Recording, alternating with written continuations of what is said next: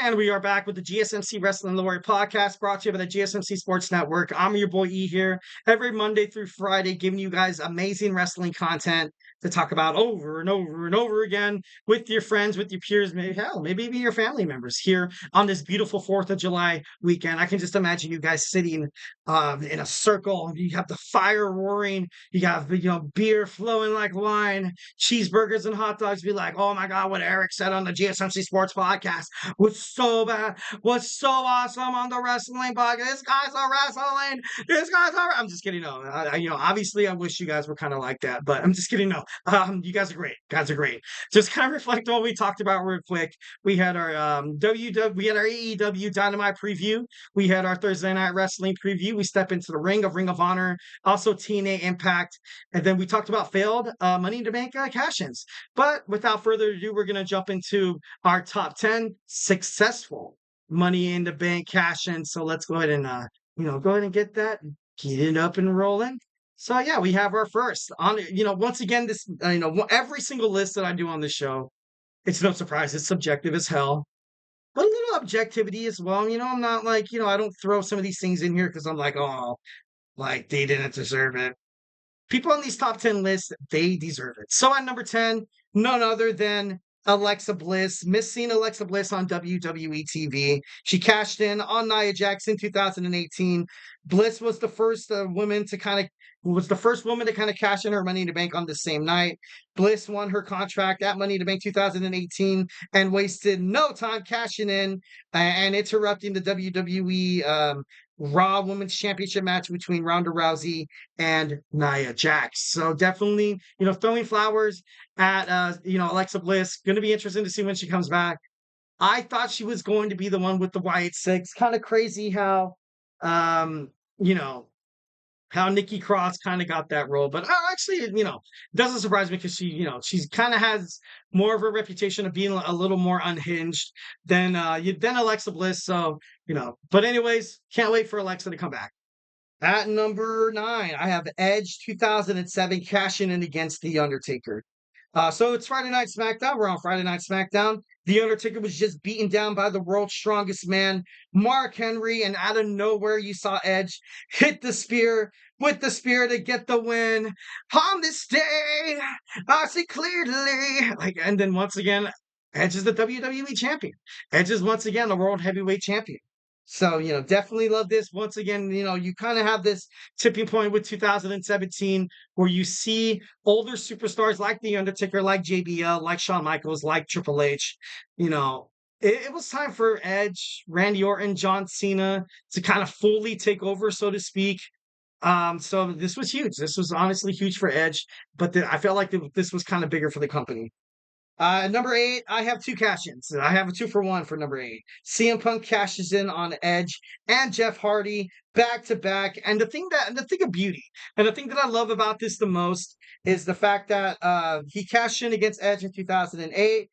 It was a babyface win. It was a huge babyface win. And then in Jeff Hardy, in a matter of some, in a year, he cashed in on Jeff Hardy 2009, and he was a heel. So, you kind of had this heel, face turn that only CM Punk, because his God-given abilities within the ring, on the mic, backstage promos, you name it, style of wrestling, he was able to, kind of do this. And I feel like a lot of WWE superstars put in this predicament probably wouldn't have done it successfully like CM Punk. Honestly, he is the best in the world. He's 1,010% one of the best wrestlers. Once again, throwing flowers at CM Punk tonight on this podcast. What's going on? All right, at number 7, I have Kane. Kane cashes in on Rey Mysterio, the ultimate babyface. Kane burns the excitement of WWE fans. You recently saw Rey Mysterio retain his championship. Everybody was like, oh my God, and then bam, the power goes up. And I love you. Oh my God, it's Kane. He just won this thing. He just won this shiz, man. What is he doing? He comes out super excited, obviously, with the, you can see the excitement with the smile on his face. No, I'm just kidding. Kane was like walking up, he had the briefcase, and you can just see the eyes of Rey Mysterio being like, what the hell? is about to happen. You're about to get choke slammed and also tombstone by Kane.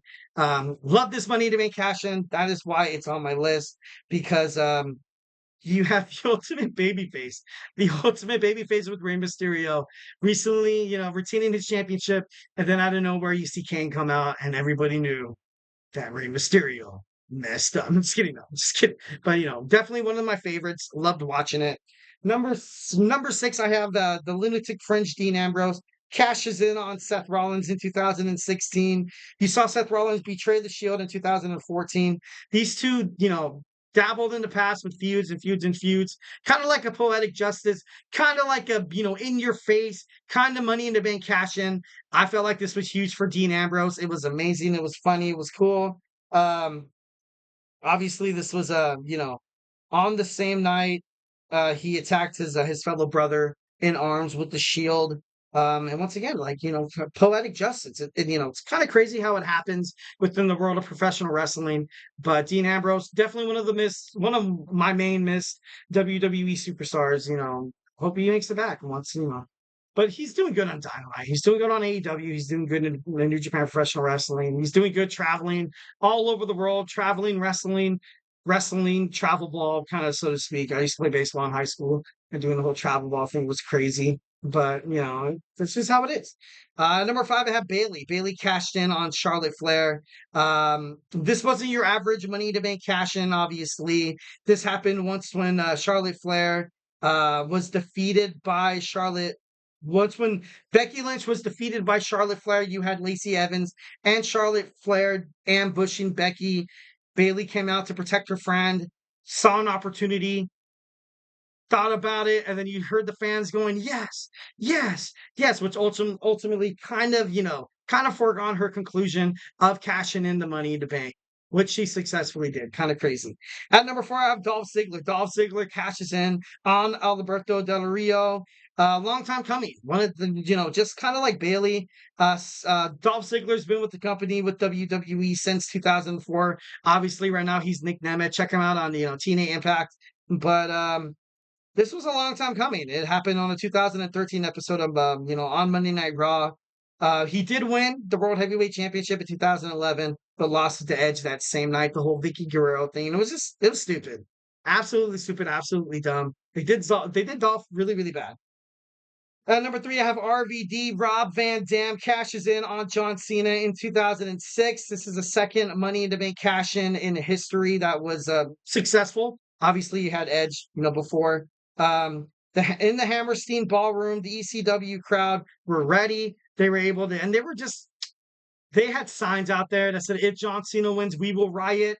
That's how much these ECW fans, that's how much the ECW crowd was behind Rob Van Dam, and Rob Van Dam did not do them any wrong justice. He got them exactly what they wanted. Won in a clean match, defeated John Cena. Absolutely badass.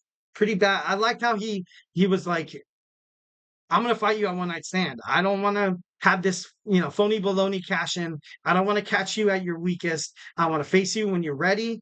You scouted me. You're strong. You're rested.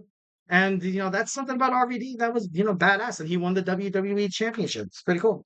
At number two, I have Edge. Edge cashes in on John Cena, 2006 New Year's Revolution. After John Cena defeated for five other participants in a hellacious Elimination Chamber match, you saw Vince McMahon's music hit. Vince McMahon came out with Edge to be like, Edge is cashing in his Money in the Bank. Kind of crazy how John Cena kicked out of the first spear.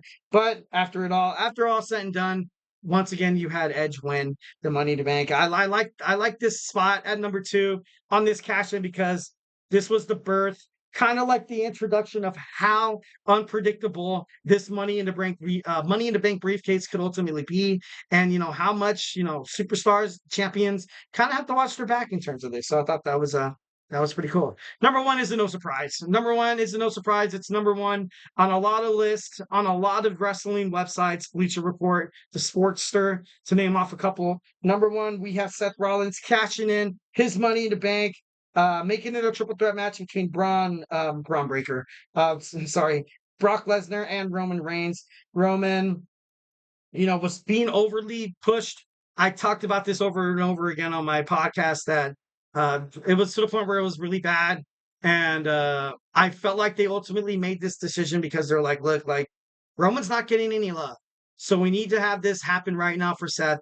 Lo and behold, it was the best for his career, and it was probably the best for WWE at the time. Definitely one of the most, if not the most, impressive, one of the most surprising Money in the Bank cash-ins happened at WrestleMania between Seth Rollins, Brock Lesnar, and Roman Reigns. So yeah. All right. So, we're going to move on to our fifth and final segment. Stay with me. Thank you so much for tuning into the GSMC Wrestling Laureate Podcast on your 4th of July. Like once and I say, I hope you guys are having an amazing time. Hope you guys are staying safe. And don't go anywhere because we're going to finish this off. I'm going to let you guys go. We're going to talk about our Thursday Superstar Spotlight, Drew McIntyre. So, hey, do not go anywhere.